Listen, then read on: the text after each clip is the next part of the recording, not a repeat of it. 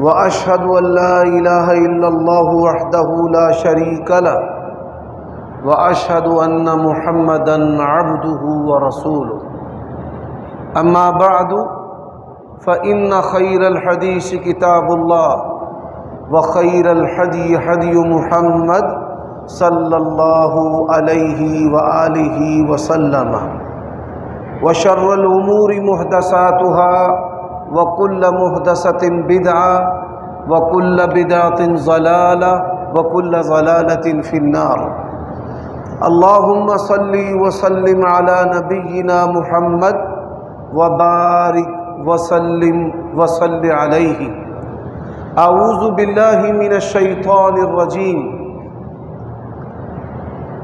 بسم الله الرحمن الرحيم ألف لام ميم تلك آيات الكتاب الحكيم هدى ورحمة للمحسنين الذين يقيمون الصلاة ويؤتون الزكاة وهم بالآخرة هم يوقنون أولئك على هدى من ربهم وأولئك هم المفلحون۔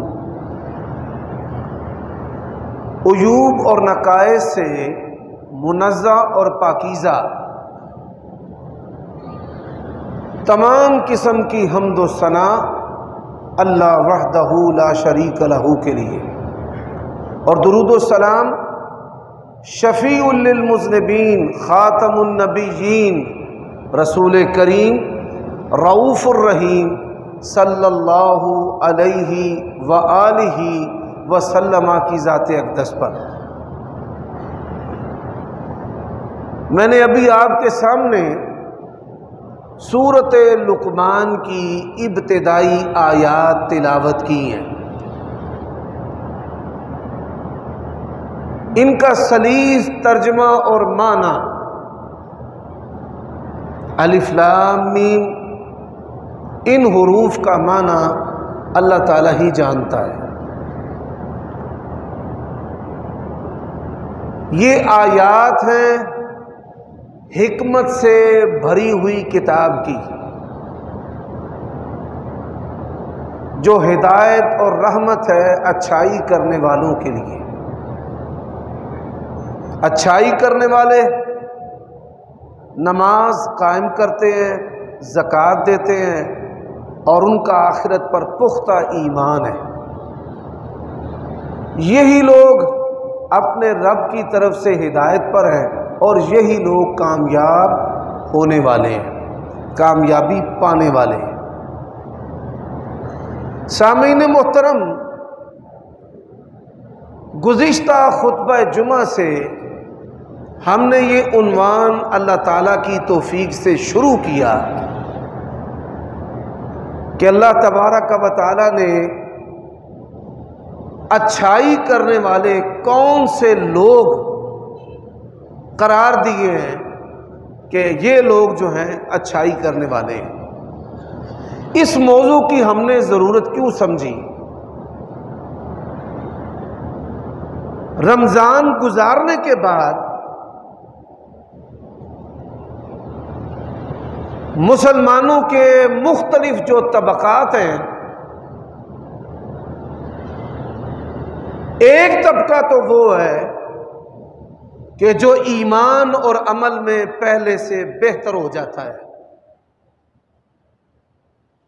اور ایک طبقہ وہ ہے کہ جو ایمان و عمل میں نیکیوں میں تو پہلے سے بہتر نہیں ہوتا، لیکن اپنے گزشتہ گناہوں کی معافی حاصل کر لیتا ہے۔ اور ایک طبقہ وہ ہے جو رمضان میں عام دنوں کی نسبت کچھ بہتر ہوتے ہیں، لیکن رمضان گزرنے کے بعد وہ بھی گزر جاتے ہیں۔ اور ایک طبقہ وہ ہے کہ جن کی زندگی کے اندر گناہ کرتے ہوئے رمضان اور غیر رمضان کا کوئی فرق نہیں ہے۔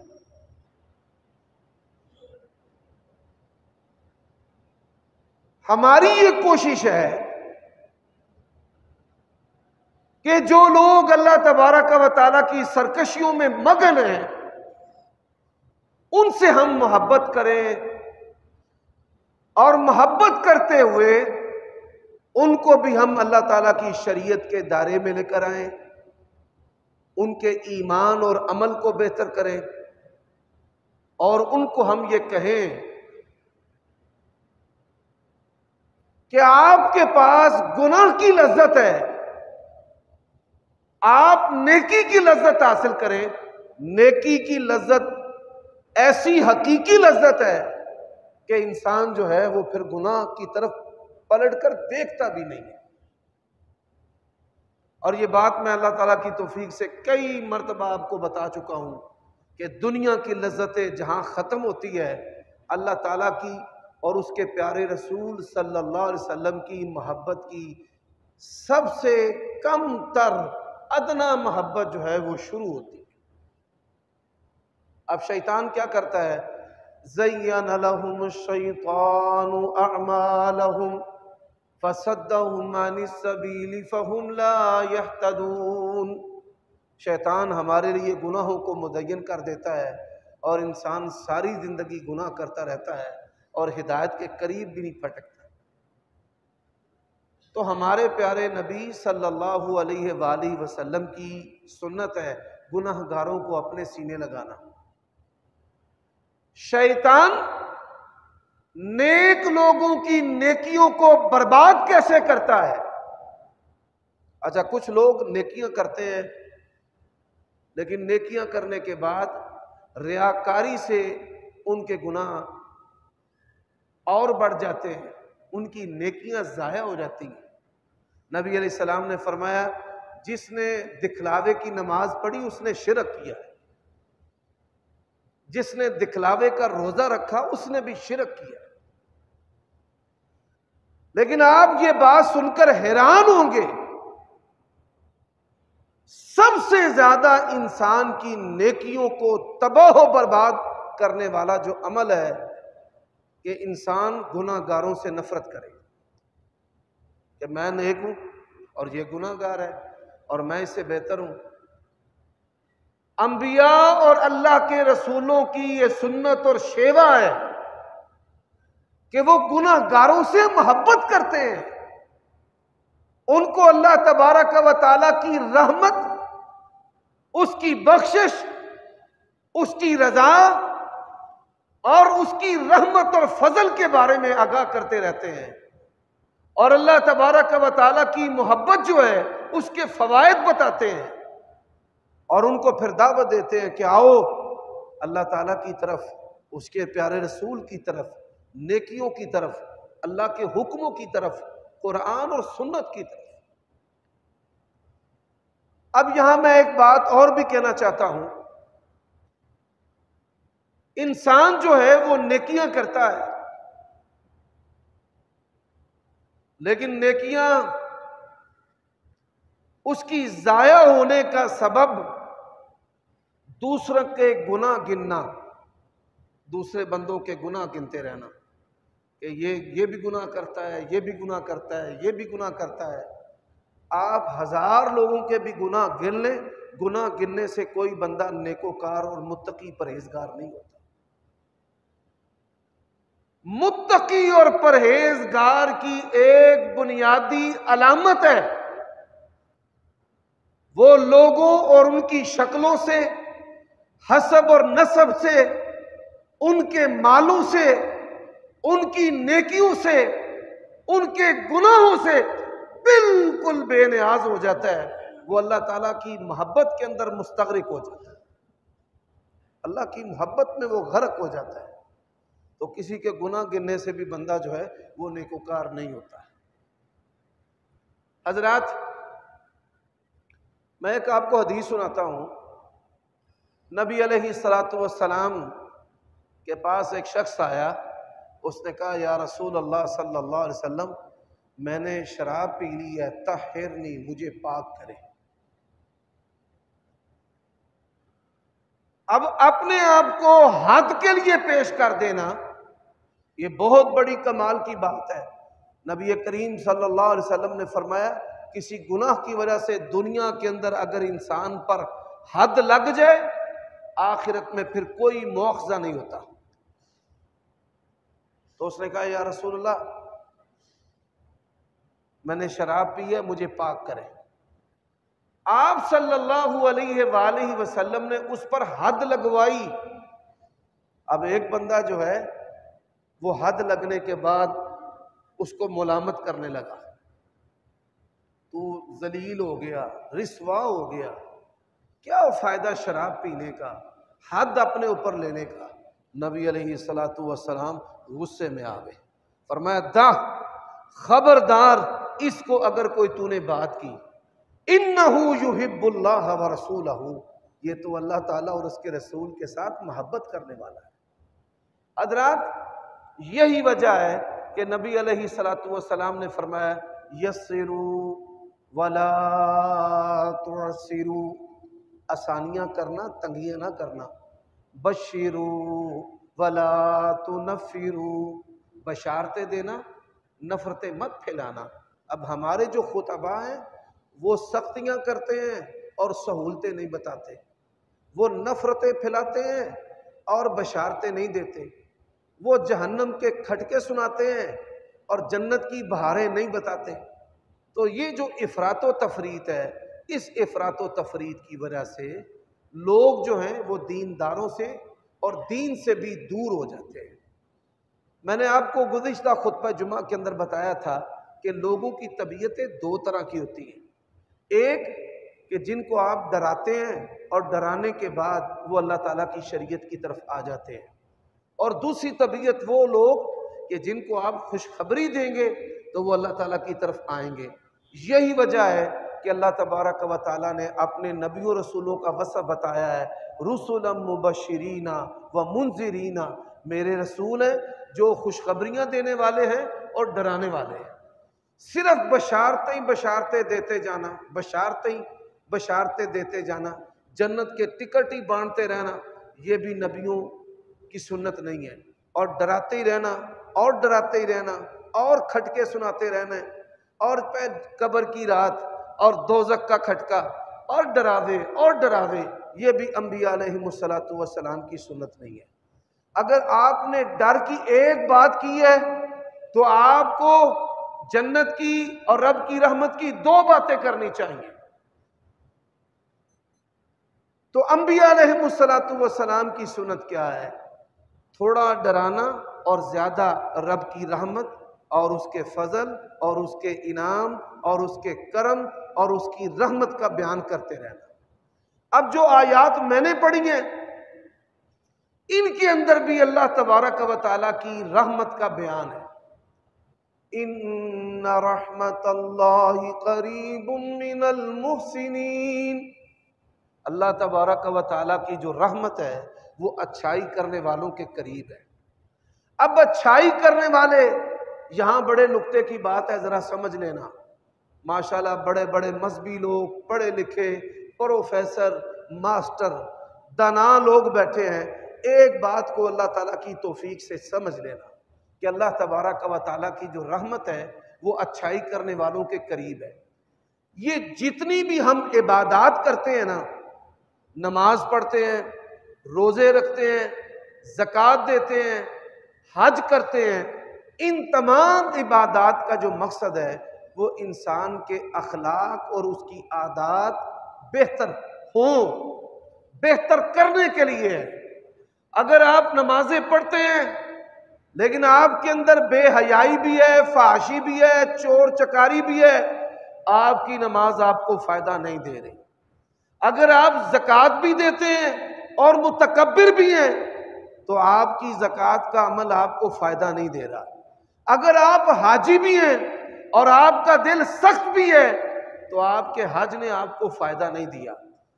عبادات جو ہیں انسان کو فائدہ دیتی ہیں، انسان کی تربیت کرتی ہیں، اس کے اخلاق کو، اس کے دماغ کو، اس کی شرمگاہ کو، اس کی سوچ کو، اس کی چال ڈھال کو بہتر کرتی ہیں۔ اور اگر یہ بہتری آپ کے اندر نہیں آئی تو آپ سمجھ لیں کہ آپ کی عبادات نے آپ کو فائدہ نہیں دیا۔ یہی وجہ ہے عبادات جو ہیں ان کے کرنے پر، یعنی اچھے طریقے سے اگر کوئی بندہ عبادت کرتا ہے تو اس کے کرنے پر نبی علیہ الصلوۃ والسلام نے بشارتیں دی ہیں. لیکن جو انسان اپنے اخلاق اور کردار کو عبادات کے ساتھ بہتر کر لیتا ہے، ذرا سنیے اللہ کے نبی علیہ الصلوۃ والسلام نے اس کے لیے کیا کہا ہے. فرمایا کہ میں تمہیں ایسا عمل نہ بتاؤں، الا اخبرکم بعمل، ایسا عمل نہ بتاؤں کہ انسان وہ عمل کرے تو مسلسل روزے دار اور مسلسل تہجد پڑھنے والے کے برابر ہو جائے. اب مسلسل روزے رکھنا اور مسلسل تہجد پڑھنا یہ بات سننے میں بڑی آسان ہے، لیکن عمل کرنے میں یہ انسان کے لیے انتہائی عظیمت والا، مشکل تو لفظ پیچھے رہ جاتا ہے، انتہائی عظیمت والا عمل ہے. اب نبی علیہ الصلوۃ والسلام نے فرمایا کہ میں تمہیں ایسا عمل نہ بتاؤں کہ وہ عمل کرنے سے انسان مسلسل تہجد پڑھنے والے اور مسلسل روزے رکھنے والے کے برابر ہو جاتا ہے، بلکہ اس سے بھی افضل ہو جاتا ہے. بلا یا رسول اللہ، آپ نے کہا کہ میں تمہیں عمل بتاؤں، تو صحابہ نے کہا یا رسول اللہ ضرور بتائیں. فرمایا اصلاح ذات البین، اصلاح ذات البین، بہم اصلاح کرنا، اصلاح رکھنا، اپنی ذات کو درست رکھنا، اپنے معاملات کو درست رکھنا، اپنی زبان کو درست رکھنا، اپنے رویے کو درست رکھنا. یہی وجہ ہے کہ نبی علیہ السلام نے فرمایا ان اثقل شیء فی المیزان حسن الخلق، میزان میں سب سے وزنی جو چیز ہے وہ انسان کا اچھا اخلاق ہے. حضرات آپ کو میں ایک حدیث سنانے لگا ہوں. نبی علیہ السلام نے 4 عمل کرنے والے کے لیے جنت کی بشارت دی ہے، سلامتی کے ساتھ جنت کی بشارت.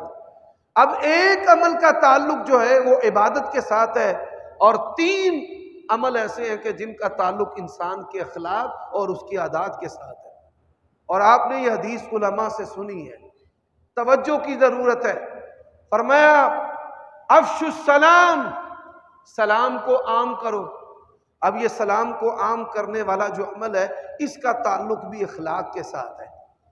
میں علماء کو یہاں پر نصیحت کرتا ہوں کہ ہم علماء یہ سمجھ بیٹھے ہیں کہ لوگ ہم سے سلام لیں اور ہم نے کسی سے سلام نہیں لینا، بلکہ یقین جانیے معاشرے کے اندر کئی لوگ گزرتے ہیں، ان کے چہروں پر داڑھیاں سنت رسول اور ان کی ظاہری حالت شریعت کے مطابق ہے، لیکن سلام لینے کا عمل ان کے اندر موجود نہیں. اس عمل کے نہ ہونے کی وجہ سے کئی لوگ ہمارے قریب نہیں ہوتے، اور شیطان جو ہے وہ کہتا ہے کہ یہ تو بریلوی ہے اور یہ تو دیوبندی ہے اور یہ تو شیعہ ہے. حدیث میں اہل حدیث کے اہل حدیث پر 6 حق نہیں ہیں، حدیث میں مسلمان کے مسلمان پر 6 حق ہیں کہ کوئی بھی مسلمان آپ کو ملتا ہے تو آپ کی ذمہ داری ہے کہ آپ سلام لینے میں اس سے پہل کریں. اب سلام لینے کا جو عمل ہے اس کا تعلق بھی اخلاق کے ساتھ ہے. ہمارے ہاں یہ بھی مشہور ہے کہ آج کل یہ بڑی سلامیں لے رہا ہے، خیر ہو لگ دے اینو کوئی میرے نال مطلب ہے، یعنی مطلب ہو تو ہم سلام لیتے ہیں، اور اگر مطلب نہ ہو تو ہم سلام بھی نہیں لیتے. رشتہ اگر کرنا ہو، کسی کا بیٹا بیٹی پسند آ جائے، انسان 1-2 سال پہلے ہی سلام لینے کا عمل شروع کر لیتا ہے. السلام علیکم جی، کیا حال چال ہے، السلام علیکم. اور مقصد کیا ہوتا ہے؟ مقصد ہے کہ ہم نے اس سے بیٹا یا بیٹی کا جو رشتہ ہے وہ پوچھنا ہے. تو یہ اخلاقی گراوٹ ہے.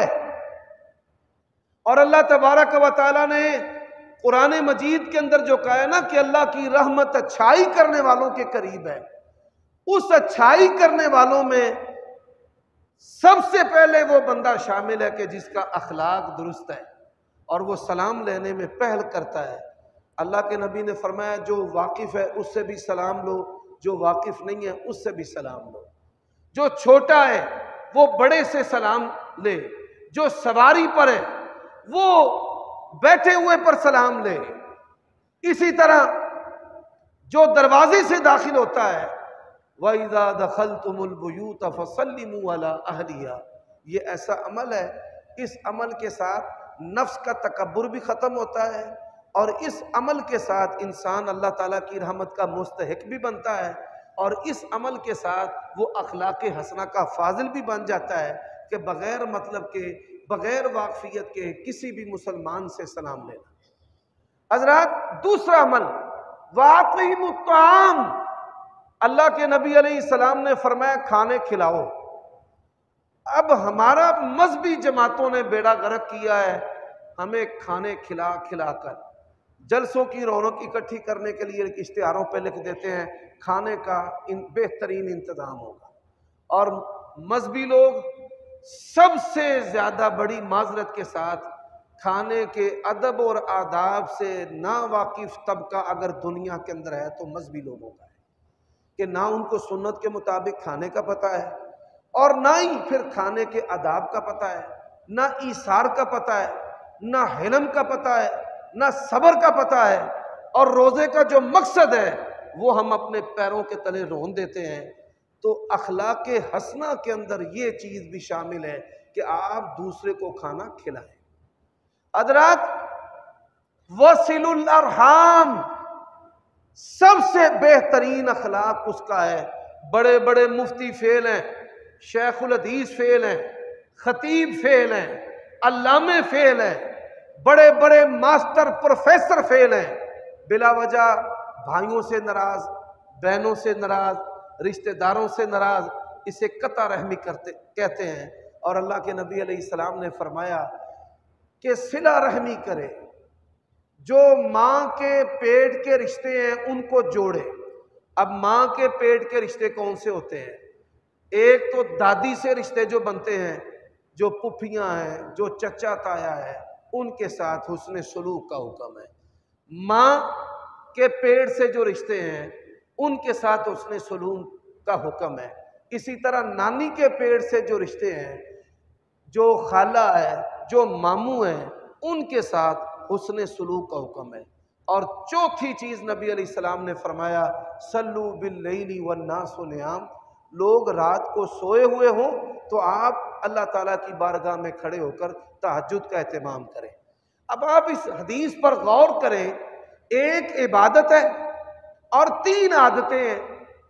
عادتیں اس کی بہتر ہیں، اخلاق اس کا بہتر ہے، عادتیں اس کی بہتر ہیں، پھر اس کی عبادت کا اس کو فائدہ ہے، اور اگر اس کی عادات بہتر نہیں ہیں تو اس کی عبادت کا معاشرے میں بھی کسی کو فائدہ نہیں۔ آپ 1000 نمازیں پڑھتے رہیں، آپ 24 گھنٹے نوافل پڑھتے رہیں، آپ کے نوافل کا لوگوں کے ساتھ کوئی تعلق نہیں ہے۔ یہ عبادت جو ہے یہ بندے اور رب کے درمیان ایک تعلق اور ایک رابطہ ہے۔ حضرات، جو آیت کریمہ میں نے پڑھی ہے نا، ہدی ورحمۃ للمحسنین، کہ یہ حکمت والی کتاب کی آیات یہ ہدایت اور رحمت ہے اچھائی کرنے والوں کے لیے، یعنی قرآن مجید بھی ان کو ہدایت دیتا ہے جو اچھائی کرنے والے ہیں۔ اب اچھائی کرنے والے کون ہیں؟ ذرا سنتے جائیے۔ وَالْكَاظِمِينَ الْغَيْظَ وَالْعَافِينَ عَنِ النَّاسِ وَاللَّهُ يُحِبُّ الْمُحْسِنِينَ، فرمایا غصے کو پی جانے والے، غصے کو پی جانے والے۔ اب یہ غصہ پی جانا، اسے کوئی بندہ بھی ہم سے واقف نہیں ہے کہ غصہ پی جانے سے مراد کیا ہے۔ کبھی کسی بندے نے اپنی اولاد کے بارے میں غصہ نہیں پیا، کبھی کسی بندے نے اپنے بھائیوں کے بارے میں غصہ نہیں پیا، کبھی کسی بندے نے اپنے ملازموں کے بارے میں غصہ نہیں پیا۔ ہماری زندگیوں میں اس کا تصور نہیں ہے۔ مولوی صاحب بھی بگڑ جائیں تباہی پھیر کے رکھ دیتے ہیں، مسجدوں کے اندر 2-2 3-3 پارٹیاں ہم مولویوں نے بنائی ہوئی ہیں۔ باپ جو ہے وہ بھی غصے کے اندر اولاد ان کی محبت کو ادھیڑ کے رکھ دیتا ہے۔ ایسے ہی بھائی بھائیوں کے ساتھ کرتے ہیں، اور ایسے ہی جو مالک ہے وہ مزدوروں کے ساتھ کرتے ہیں۔ حالانکہ اللہ کے نبی علیہ الصلوۃ والسلام نے دنیا سے جاتے ہوئے امت مسلمہ کو 2 نصیحتیں کی ہیں۔ پہلی نصیحت کی کہ نماز کی پابندی کرنا، اور دوسری جو نصیحت ہے وَمَا مَلَكَتْ أَيْمَانُكُمْ، جو تمہارے ماتحت ہیں، تم سے چھوٹے ہیں، تمہاری کفالت میں ہیں، تمہاری دکانوں پر ڈیوٹیاں کرنے والے ہیں، تم سے چھوٹے طبقے پر ملازمین ہیں، گھر کے افراد سے لے کر باہر تک جو بھی آپ کے زیر اثر ہے اس کے بارے میں نرمی کرتے رہنا اور اللہ تعالیٰ سے ڈرتے رہنا۔ ہم نہیں ڈرتے، بڑی معذرت کے ساتھ، ہم دو چار مسئلوں والے مسلمان ہیں، دو چار مسئلوں والے مسلمان ہیں۔ جو غریب ہیں نمازیں پڑھی جائیں گے، نہ کوئی جتی چھڑنی ہے نہ قرآن چھڑنا ہے۔ جڑے مالدار نے وہ حج عمرے کری ہوں گے، نہ کروڑاں چھڑنے نے نہ ارباں چھڑنے نے۔ مولویوں نے نہ کوئی صدقے کو معافی دینی ہے نہ زکوٰۃ کو دینی ہے، جو آنا ہے ہڑپ کرتے جانا ہے۔ گھنٹہ گھر بنے ہوئے ہیں زکوٰۃ کے مصارف کا کہ ساری گلیاں ہم سے شروع ہوتی ہیں اور ہم پر ختم ہو جاتی ہیں۔ اللہ کے لیے سمجھو، ذرا اس بات کو سمجھو کہ غصہ پی جانے کا عمل کیا ہے۔ حضرت حسن رضی اللہ تعالی عنہ نبی علیہ السلام کے لاڈلے بیٹے اور نواسے، تمام صحابہ کرام ان سے محبت کرتے تھے۔ کس وجہ سے؟ کہ نبی علیہ السلام کے پیارے، آپ ان کی محبت میں سجدے سے سر نہیں اٹھاتے تھے، اوپر بیٹھے ہوئے، آپ ان کے لیے منبر سے اتر آتے تھے، اور پھر صحابہ کرام رضوان اللہ علیہ مجمعین اللہ کے نبی کی محبت کی وجہ سے ان سے محبت کرتے تھے، بڑے لاڈلے تھے، بڑے پیارے تھے۔ حضرات ہوا کیا، لونڈی جو ہے وہ گرم گرم سالن جو ہے نا، سالن اس کی تشتری یا ہنڈیا جو ہے وہ لے کر کے آئی، انہوں ٹھڈا لگ گیا، یعنی وہ پاؤں پر چوٹ لگ گئی، کوئی رکاوٹ آ گئی، اور وہ برتن جو ہے حضرت حسن رضی اللہ تعالیٰ عنہ کے اوپر گرم گرم برتن گر گیا، سالن اوپر گر گیا۔ اچھا وہ جانتی تھی کہ یہ اللہ والے لوگ ہیں، یہ راضی کیسے ہوتے ہیں اور ناراض کیوں کر ہوتے ہیں۔ اس نے کہا والقاظمین الغیظ، اللہ کے بندے تو غصے کو پی جانے والے ہوتے ہیں۔ اب آپ دیکھیں گرم گرم سالن انسان کے اوپر گر جائے اور ہو بھی وہ بڑا لاڈلا، اور پھر چہرے پر بڑا غصہ آئے کہ جلا کر رکھ دیا ہے، لیکن وہ قرآن مجید کی آیت کریمہ کا صرف ایک ٹکڑا پڑھے والکاظمین الغیظ، کہ اللہ کے بندے تو غصے کو پی جانے والے ہوتے ہیں۔ حضرت حسن رضی اللہ تعالیٰ عنہ نے کہا اچھا جا، میں نے تجھے معاف کر دیا۔ اسی وقت ڈانٹے بغیر کہا میں نے تجھے معاف کر دیا۔ اس نے آیت کریمہ کا اگلا حصہ پڑھا والعافین عن الناس، کہ اللہ کے جو بندے ہوتے ہیں وہ تو لوگوں سے درگزر بھی کرتے ہیں۔ تو آپ نے مجھے معاف کر دیا، مجھ سے درگزر بھی فرمائیں۔ درگزر کیا ہے؟ اب سنیں، حسن رضی اللہ تعالیٰ نے کہا جا، میں نے تجھے اللہ کی رضا کے لیے آزاد کر دیا۔ یہ ہے واللہ یحب المحسنین، کہ اللہ تعالیٰ ایسے اچھائی کرنے والوں کو پسند کرتا ہے۔ تو اپنے اندر یہ خوبی بھی پیدا کریں کہ آپ غصے کو پی جانے والے بنیں اور آپ لوگوں سے درگزر کرنے والے بنیں۔ انسان کا دل تب تک اللہ تعالیٰ اور اس کے پیارے رسول کی محبت سے لبریز نہیں ہو سکتا، اور اس کو عبادت کی مٹھاس نہیں مل سکتی جب تک اس کا دل حسد سے، کینے سے بھرا ہوا ہو، بغض سے بھرا ہوا ہو، غصے کے ساتھ بھرا ہوا ہو۔ اس دل کو غصے کے مرض کے ساتھ کبھی بیمار نہ کریں۔ اگر اس دل کو غصے کے مرض کے ساتھ بیمار کریں گے، آپ ہمیشہ مذہبی ہیں تو بظاہر مذہبی ہیں، آپ حقیقی مذہبی نہیں ہیں۔ بعض بیماریاں ہوتی ہیں جو کینسر کی حیثیت رکھتی ہیں، ان بیماریوں کے اندر روحانی بیماری غصہ بھی ہے۔ یہ ایسی بیماری ہے ماں باپ کا گستاخ بنائے گی۔ جو بندہ غصے والا ہے سنتے جائیں اس کے ساتھ ہوتا کیا ہے۔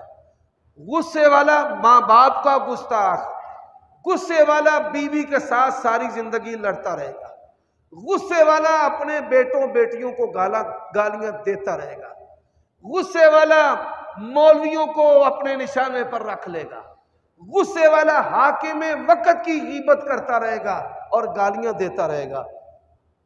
نمازیں پڑھتا ہے، غصے کے ساتھ نمازیں ضائع، زکوٰۃ دیتا ہے، غصے کے ساتھ زکوٰۃ ضائع، حج کرتا ہے۔ میں نے دیکھا ہے کئی حاجی وہاں پر احرام کی حالت میں بپھرے ہوئے ہوتے ہیں اور گالیاں دے رہے ہوتے ہیں، ہمیں روٹی نہیں ملی، اور ساری زندگی رب کا رزق کھاتا رہا ہے۔ اگر ایک وقت یہاں تجھے روٹی نہیں ملی تو کیا ضرورت ہے گالیاں دینے کی؟ تو میرے بھائیوں دوستو، شہوت کی بیماری دل کا ستیہ ناش کر دیتی ہے، مال کی حرص اور ہوس دل کو آلودہ کر دیتی ہے، حسد بغض یہ دل اس کو نکارا کر دیتا ہے، اور اسی طرح جو غصہ ہے وہ بھی انسان کی زندگی کو برباد کر دیتا ہے۔ اب جو آیت کریمہ میں نے پڑھی ہے اس کے اندر کیا ہے؟ وَهُمْ بِالْآخِرَةِ هُمْ يُوقِنُونَ، کہ جو اچھائی کرنے والے ہیں نا ان کا آخرت پر بڑا پختہ یقین ہوتا ہے۔ اب نبی علیہ السلام نے آخرت کے ڈراوے سنا کر ہمیں جو نصیحتیں کی ہیں وہ میں 4 نصیحتیں بھی کرنا چاہتا ہوں کہ اچھائی کرنے والے جو ہیں وہ کون کون سے ہوتے ہیں۔ ایک صحابی ان کا نام ہے ابو درداء کنیت، اور اویمر ان کا نام ہے، اویمر اجلانی کنیت ابو درداء۔ یہ ابو درداء جو ہیں یہ نبی علیہ السلام سے بڑے بڑے فقاہت اور سمجھداری والے سوال کرتے تھے۔ ان سوالات کے اندر ایک حدیث یہ بھی ہے، اللہ کے نبی علیہ السلام نے نا آسمان کو یوں دیکھا، ذرا میری طرف دیکھیے گا، ایسے آپ آسمان کو دیکھ رہے تھے، آپ نے بڑے افسوس کا اظہار کیا، فرمایا ھذا اوان یختلس فیہ العلم، ایک وقت آئے گا علم اٹھا لیا جائے گا۔ حضرت ابو درداء نے کہا یا رسول اللہ ہم قرآن پڑھیں گے پڑھائیں گے، علم کیسے اٹھا لیا جائے گا؟ تو اللہ کے نبی نے فرمایا میں تو تجھے بڑا سمجھدار بندہ سمجھتا تھا اور تو نے یہ کیسی سطحی سی بات کر دی ہے۔ آپ صلی اللہ علیہ وسلم کی مراد وہ علم تھا کہ جس کا تعلق اللہ تعالیٰ کے ڈر سے، عمل سے، آخرت سے، انسان کی قبر کی زندگی سے۔ فرمایا کہ کیا یہ یہود و نصارہ موجود نہیں ہے جو اپنی کتابیں پڑھتے ہیں؟ تو آپ صلی اللہ علیہ وسلم نے فرمایا ایک وقت آئے گا، ایک بہت بڑی مسجد بندوں سے بھری ہوئی ہوگی، حالت نماز کے اندر انسان ہوں گے۔ کس حالت کے اندر؟ نماز کی حالت میں۔ فرمایا نمازیوں کے اندر ایک بندہ بھی ایسا نہیں ہوگا کہ جس کے دل کے اندر اللہ کا ڈر ہو۔ تو اس حدیث کو بیان کرنے کا مقصد کیا ہے کہ جو اچھائی کرنے والے ہیں نا وہ دل کے ان امراض موذی مرضوں سے جو روحانی کینسر ہیں ان سے متخلا اور بری اور پاک ہوتے ہیں۔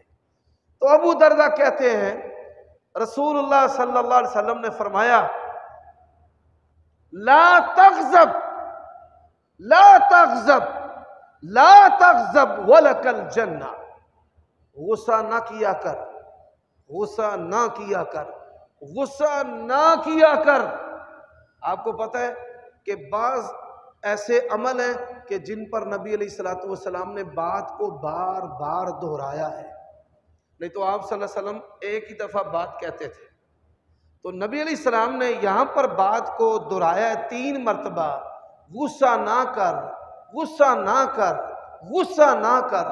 بلکہ جیسے اللہ کے نبی نے غصے کا علاج بتایا ہے ایسے آپ نے کسی اور مرض کا علاج بھی نہیں بتایا۔ بلکہ نبی علیہ السلام کی ایک حدیث یہ بھی ہے پہلوان وہ نہیں ہے کہ جو پچھاڑ دے کسی کو ہرا دے، چوکے انہوں زمین دے ہوتے پٹک دے، بلکہ پہلوان وہ ہے الذی یملک نفسہ عند الغضب، جو غصے کے وقت اپنے نفس کو کنٹرول کرتا ہے، وہ پہلوان ہے۔ اب نبی علیہ السلام نے اس حدیث کے اندر کہا کہ غصہ نہیں کرنا، میں اور آپ ہم سب اپنی زندگیوں کا جائزہ لیں تو ہم بڑی ساری اچھائیوں سے، خیر سے، دنیا آخرت کے فائدوں سے صرف اس وجہ سے محروم ہوئے ہیں کہ ہم جو ہیں وہ غصہ کرتے ہیں، طلاقیں دیتے ہیں۔ یہ نوجوان، بھائی تو مرد ہے، تو خامد ہے، تو بادشاہ سلامت نہیں ہے۔ بادشاہ سلامت بن کر لونڈیاں اور حقیر سمجھتے ہوئے بیویوں کو تکلیف دینا اور طلاقیں دینا، یہ کوئی بہادری اور کوئی جرت نہیں ہے۔ اللہ تعالیٰ سمجھنے کی توفیق دے۔ تو اللہ کے نبی نے فرمایا من کان یؤمن باللہ والیوم الآخر، جو بندہ اللہ تعالیٰ اور آخرت کے دن پر ایمان رکھتا ہے، یعنی آخرت کے دن پر ایمان، یہ آخرت کے بارے میں ڈراوا ہے، فَلْيَكُنْ خَيْرًا أَوْ لِيَصْمُتْ، وہ اچھی بات کہے یا خاموش رہے۔ اب پاکستانی جو قوم ہے، کچھ ہمارے مرض ایسے ہیں جو پوری قوم کے ہیں، وہ شیعہ ہو، وہ سنی ہو، وہ سندھی ہو، وہ پٹھان ہو، بلوچی براوی ہو، وہ وہابی دیوبندی، کوئی بھی ہو، اس کا کسی قوم سے، زبان سے، مسلک سے تعلق ہے نا، اس کے اندر یہ مرض ہے۔ پہلا مرض کیا ہے؟ ہر پاکستانی نہ ڈاکٹر ہے، ہر پاکستانی مشورہ دینے کی پوری صلاحیت رکھتا ہے، بڑا گویڑی ہے، بندوں کو بڑے کرتب بتائے گا۔ ہر پاکستانی جو ہے نا وہ سیاستدان ہے، مبصر بنتے ہوئے حکمرانوں پر تبصرے کرے گا، ان کی برائی کرے گا، حالانکہ یہ ایسا عمل ہے جو انسان کے اعمال کو ضائع کر دیتا ہے۔ اسی طرح ہماری زبانیں بھی بڑی چتر چتر چلتی رہتی ہیں اور نہ حق چلتی رہتی ہے۔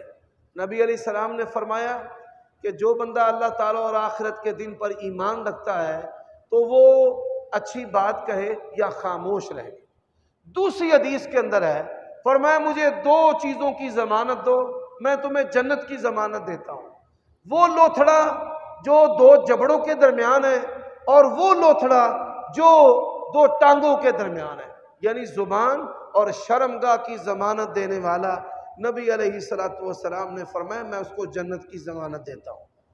تو ہمارے خطبہ جمعہ کا موضوع وہ یہی ہے کہ جن بندوں کے قریب اللہ تعالیٰ کی رحمت ہے، وہ بندے کون ہیں؟ وہ بندے ہیں جو اپنی زبان کی حفاظت کرتے ہیں، وہ بندے ہیں جو اپنے غصے کو کنٹرول کرتے ہیں، وہ بندے ہیں جو اپنے دل کا محاسبہ کرتے ہیں، وہ بندے ہیں جن کے قریب اللہ کی رحمت ہے، جو اپنی شرمگاہ کی حفاظت کرتے ہیں۔ اور وہ بندے، فرمایا من کان یؤمن باللہ والیوم الآخر، جس بندے کا اللہ تعالیٰ اور آخرت کے دن پر ایمان ہے، فَلْيُكْرِمْ جَارَهُ، وہ اپنے ہمسائے کی عزت کرے، اس کا خیال رکھے، اس کی طرف تحفے تحائف بھیجے، اس کی پریشانی کو اپنی پریشانی سمجھے، اس کی غمی کو اپنا غم سمجھے۔ اب مجھے کوئی ایک اہل حدیث اور اہل سنت بتا دے جو فی زمانہ اپنے ہمسایوں کا خیال رکھنے والے ہو، بلکہ ہماری مسجدوں سے سب سے زیادہ تکلیف ہمارے ہمسایوں کو ہوتی ہے۔ یہ سپیکروں کی ایسی آواز جو مریضوں کو تکلیف دے، بوڑھوں کو تکلیف دے، اور کس نے تمہیں کہا ہے کہ اتنی بلند آواز رکھو کہ اذان کی آواز بھی لوگوں کے لیے تکلیف بن جائے؟ اللہ کے لیے اس کو بھی سمجھیں، مناسب آواز ہونی چاہیے، رستوں کو تنگ نہیں کرنا، پہاڑیاں بناتے ہوئے اور زمین کے اوپر کھیل کھلواڑ کرتے ہوئے اور جلسے اور جلوسوں کے نام پر لوگوں کے رستے بند کر دینا، ما انزل اللہ بہا من سلطان، ایسے مذہب اور دین کا اسلام کے اندر کوئی تصور نہیں ہے۔ اللہ کے نبی نے فرمایا جس کا اللہ تعالیٰ اور آخرت کے دن پر ایمان ہے، وہ اپنے مہمان کی مہمان نوازی، من کان یؤمن باللہ والیوم الآخر فلیکرم ضیفہ، کہ وہ اپنے مہمان کی مہمان نوازی کرے۔ 3 دن تک مہمان کی مہمان نوازی کرنا یہ واجب ہے۔ اس کے لیے اچھا کھانا پکائے، اس کے ساتھ حسن سلوک کریں، اور پھر اس کے بعد اگر آپ اس کو گھر والا کھانا کھلائیں تو یہ بھی جائز اور درست ہے، لیکن اگر آپ حسن سلوک کریں تو یہ بات یاد رکھیں، مہمان کی مہمان نوازی کرنے والے بندے کا رزق کبھی بھی کم نہیں ہوتا۔ حضرات نبی علیہ الصلوۃ والسلام کے پاس ایک صحابی آئی، اس نے اپنے خامد کا شکوہ کیا بڑے بہترین طریقے سے، خامد کا شکوہ۔ اس نے کہا یا رسول اللہ میرا خامد بڑا ہی نیک ہے، رات کو تہجد پڑھتا رہتا ہے، مصلی پر، بیوی کے بستر پر نہیں۔ یہ جملہ میں نے آپ کو سمجھانے کے لیے بولا ہے، مصلی پر ہی رہتا ہے، اور دن میں بھی روزے رکھتا ہے، دن روزے رکھ کر اور رات کو مصلی پر۔ نبی علیہ السلام نے فرمایا اچھا، اس کو بلوا لیا، فرمایا بڑی تو نمازیں پڑھتا ہے؟ جی یا رسول اللہ، اللہ کی توفیق ہے، روزے بھی ماشاءاللہ تو بڑے رکھتا ہے۔ جی ہاں، اللہ تعالیٰ کی توفیق ہے۔ فرمایا سن، ولی ضیفک علیک حق ولی زوجتک علیک حق، اگر تو مصلی پر کھڑا ہوتا ہے تو تجھے اپنی بیوی کے بستر پر بھی ہونا چاہیے کہ تیری بیوی کا بھی تجھ پر حق ہے، اور تو روزے رکھتا ہے، مہمان آندے نے تے مہمان نو بندہ باہ چھڑے، گلاں باتاں کرتا رہے، اس سے باتیں کرتا رہے، گفت و شنید کرتا رہے، اور جب جانے کا وقت ہو تو پھر اسے ٹیٹ کرنے کے لیے، ذلیل کرنے کے لیے اچھا دسو پھر کھاؤ گے کی تے پیو گے کی۔ یہ اکرام ضیف نہیں ہے، اکرام ضیف ہے کہ آپ اس سے واقف ہو، آپ واقف نہ ہو، آپ کو مطلب ہو، اس کو مطلب ہو نہ ہو، آپ کے پاس آیا ہے تو موسم کے مطابق اس کی مہمان نوازی کرنا۔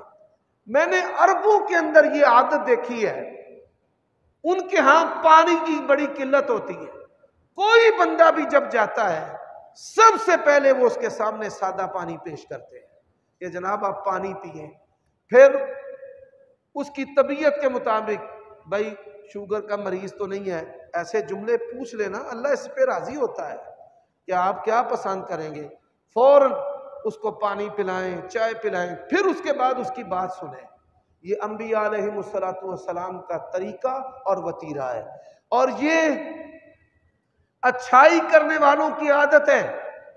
جو لوگ کہتے ہیں نا جی اخلاق حسنہ، اخلاق حسنہ کے اندر یہ چیز بھی شامل ہے۔ اللہ کے نبی نے فرمایا کہ جو آخرت پر ایمان رکھتا ہے وہ اپنے مہمان کی مہمان نوازی کرے۔ تو اللہ تعالیٰ یہ خوبیاں ہمیں اپنانے کی توفیق عطا فرمائے۔ ہمسایوں کے ساتھ اس نے سلوک کرنا اور اپنے مہمانوں کے ساتھ اس نے سلوک کرنا، یہ رزق کو بڑھانے والے اعمال ہیں، انسان کی زندگی میں خیر و برکت لانے والے اعمال ہیں، اور انہی لوگوں کے بارے میں اللہ نے کہا ہے ان رحمت اللہ قریب من المحسنین، کہ اللہ تعالیٰ کی جو رحمت ہے وہ اچھائی کرنے والوں کے قریب ہے۔ اب سبق ایک دفعہ پھر دوہرا لیتے ہیں، بھئی اچھائی کرنے والے کون ہیں؟ اچھائی کرنے والے جو بغیر غرض مطلب پہچان کے السلام علیکم کہتے ہیں۔ اچھائی کرنے والے کون ہیں؟ جو کھانا کھلانے والے ہیں۔ اچھائی کرنے والے کون ہیں؟ جو صلہ رحمی کرنے والے ہیں۔ اچھائی کرنے والے کون ہیں؟ جو غصے کو پی جانے والے ہیں۔ اچھائی کرنے والے کون ہیں؟ جو اپنے دل کے اندر حسد بغض نہیں پڑنے دیتے۔ اچھائی کرنے والے کون ہیں؟ جو ہمسائے کے ساتھ اس نے سلوک کرتے ہیں۔ اور اچھائی کرنے والے کون ہیں؟ جو یاوا گوئی نہیں کرتے کہ ہر وقت ہی زبان چلتی رہے، اپنی زبان پر کنٹرول کرتے ہیں۔ اور اچھائی کرنے والے کون ہیں؟ جن کا اپنی شہوت، اپنے سیکس پر کنٹرول ہے۔ اور اچھائی کرنے والے کون ہیں؟ جو مہمانوں کی مہمان نوازی کرنے والے ہیں۔ اللہ تعالیٰ مجھے اور آپ کو عمل کی توفیق عطا فرمائے۔